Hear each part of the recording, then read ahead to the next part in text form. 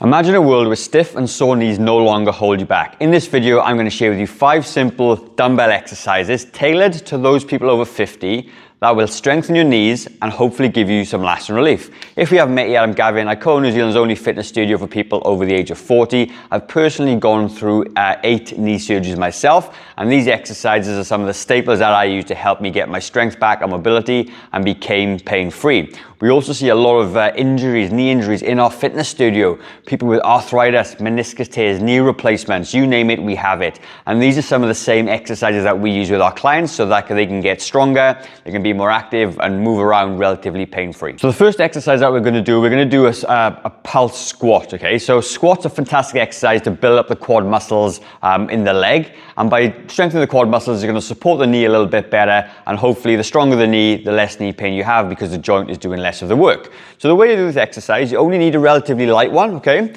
you're going to hold it like this, like your arm in the middle of your palms, fingers pointing up, like a goblet. It's a version of a goblet squat. You're going to put the weight close to your body like this. Give it a good old hug, all right? And what I want you to do is drive your hips back towards the back of the room. And as you drive your hips back, you're going to bend your knees just a little bit. And you're going to come up a little bit, and you're going to come down a little bit. Come up a little bit, and down a little bit. This is called a pulse.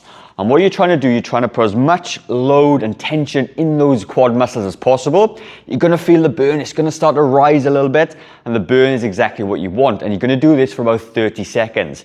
If you don't feel the burn though, you need probably to get a heavier dumbbell. This is only 4 kilos, so start light, and then you can build that up over time. So you're going to do it for 30 seconds, and then you're going to rest for 30 seconds. A little tip that I want to tell you about as well though, is I want you to turn out your toes a little bit like a pigeon, all right? Stick your toes pointing outwards, okay? And you're going to have, just under your hips. Bring the dumbbell close to your body, take your hips back, and you're going to come down to about 45 degrees, come up just below lock, and pulse it back down again. Make sure that your hips are going backwards though, and that your knees are not going over your toes.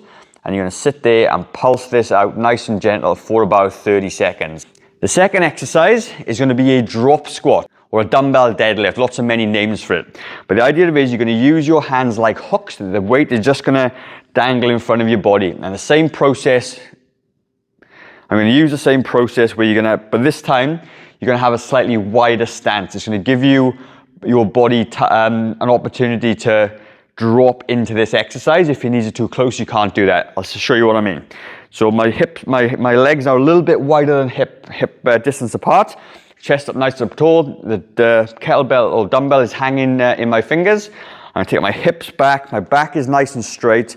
And what I'm going to do, I'm going to take it down nice and low so the forearms touch the inside of my legs. And then I'm going to come straight back up again. Drop it down and come straight back up. So this is having a bit of a double effect. It's hitting your quads and it's hitting your glutes at the same time.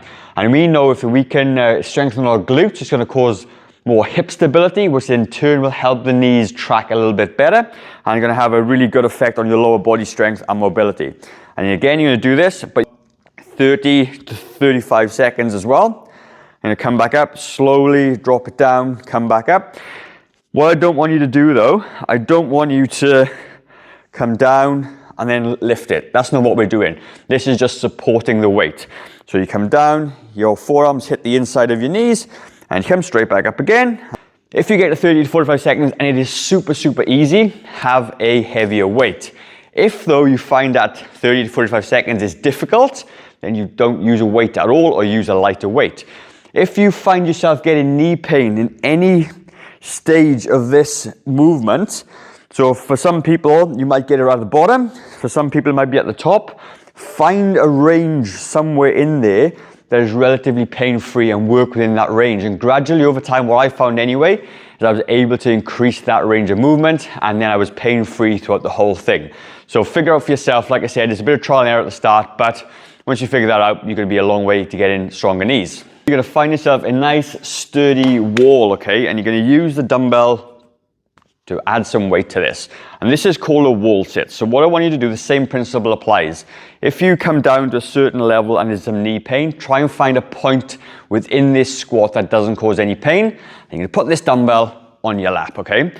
Again, what I want you to do is stick your toes out just a little bit, okay? And as you come down, find a spot that's comfortable. Keep the weight on your hips, and you're just gonna hang out for about 30 to 40 seconds, depending on your level of fitness and strength. And you're gonna feel those quads start to work there, which is fantastic and exactly what we want. Once you do that, you can obviously stand back up again, take a rest for 30 seconds and come back down. Again though, if this is too easy, use a heavier dumbbell. If it's too hard, don't use a dumbbell at all and just use your body weight until you get to a point where you can add some weight to that.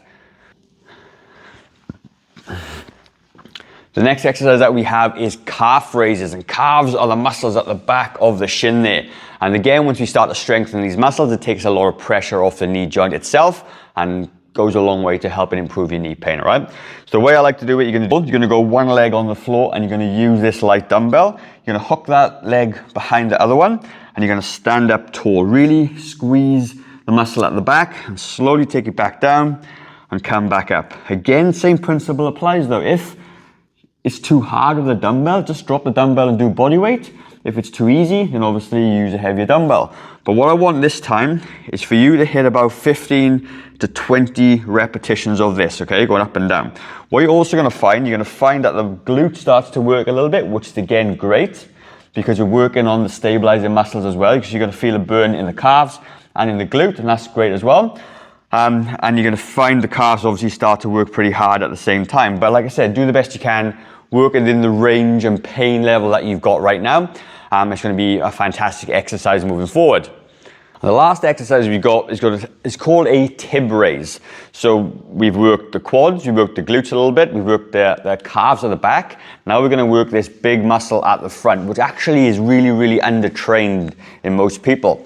So you're going to get the dumbbell and you're going to pop this over your foot. Now what I like to do is get the diagonal across the toes this way. And all you're going to do, you're going to lift it up off the floor and slowly drop it down. And to do that, and once you've done one side, obviously you swap it over and you do the other side. Hope you enjoyed the video on these 5 knee exercises. I'm going to leave another video up in the top corner there, which is another video on a very similar vein, but these have a couple of physio exercises in there as well. So if you can't quite do these exercises, that would be a fantastic place to start, okay? If you do like the video, let me know in the comments, let me know what sort of knee pain you're struggling with, and by all means, feel free to share this with somebody that you know who this may be able to help. Have a fantastic day, and I will see you on the other video.